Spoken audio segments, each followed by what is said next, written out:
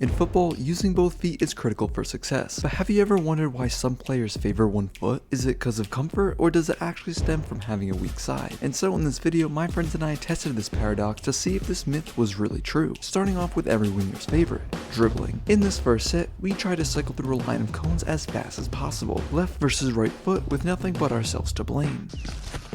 I don't know what I'm doing. We felt fast with our right, swifting in and out neatly, digging up the dirt, and sharply routing the two ends. A bit of a struggle on that one. The goal was a perfect run, but mistakes were hard to avoid. Many people struggle with it, especially if you are weak-footed. Struggling to keep pace, this challenged our technique, showing us how awkward it is to solely rely on one foot. It's a myth, man. Weak foots don't exist. By the end, our right finished a little faster overall, highlighting how difficult it was for our left to keep up. Yet for the second experiment, we moved to the most technical test, juggling. For this trial, we had one chance to get as many keepy-ups as we could in 30 seconds. You get one trial. How many touches can you get? Right foot versus left foot. Let's go, baby. One ball in one square. How would this end up? Would we fail miserably or be able to obtain a high score with both feet? To start, we used our right, gently keeping it low, ticking up the juggling count, and eventually hitting flow. We'll say 72. 80, exactly. That's a lot. I don't know if I'm beating this. Together, we peaked around 80 juggles on the right, but it was with our left that we were a little bit more concerned. We're doing a really good job on our right foot, but left foot,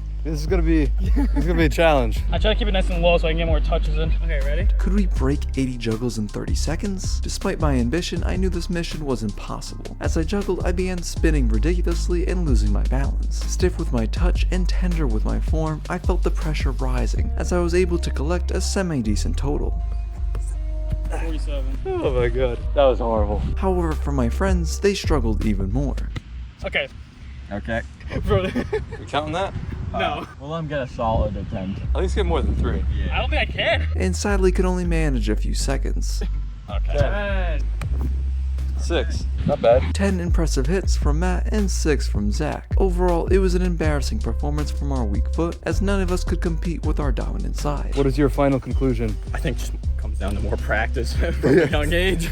But if juggling was so difficult to beat, what about testing our control with experiment number 3? The touch test. In football, it's crucial to know how to receive the ball in a game. Whether it's a ping into space or a simple bouncing ball, being able to bring it down is vital for maintaining possession. And so in this challenge, we put our feet to the test. 3 lives, left versus right, with each round getting higher in the air.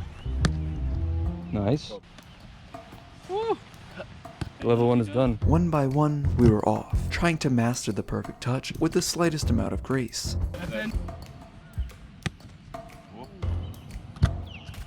Still in. That's 1 life. Oh, that's 2 lives for the left foot. Mate, you're down to 1 life. This is it. Do it again? Sudden death.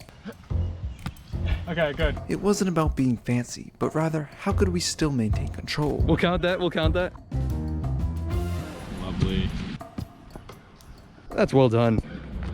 No! Oh. No! Let's go, baby. No. Oh. There was no safety net, so as the ball got higher, our consistency began to diminish. Moving on to level 4. We need to increase the height. I did touch it. We tried to soften our touch, but nevertheless, we couldn't surpass our incredible right foot. That is not good. We're not counting that. In conclusion, this data showed our right foot was more successful at bringing the ball under control. How are you feeling, mate? Not good. Not good? The touch is quite the challenge. After 3 tests, our weak foot was beginning to look like a liability, and so we moved on to the most accurate test there was, 3-strike passing. Throughout this experiment, it's been clear our weak foot has struggled to match its mirror brother, but when it comes to making a pass in football, there shouldn't be a difference between the 2 feet. Starting off 5 yards back, we kept it clean. Jokingly feeling the pressure at 10 yards, we stroked it past the gate.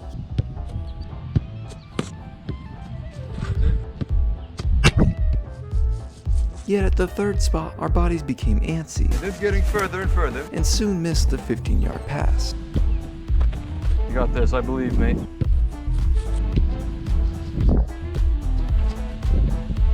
Alright. Oh, yeah! But with time, we overcame this dilemma. The 20-yard pass. 20 yards out with one goal to make. Can my left foot still survive?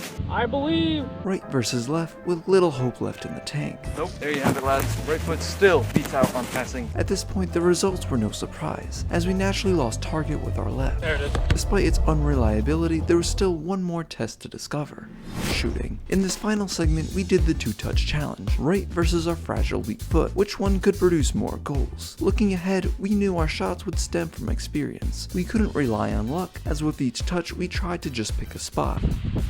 Good save. Some went over the bar, while others were barely a challenge.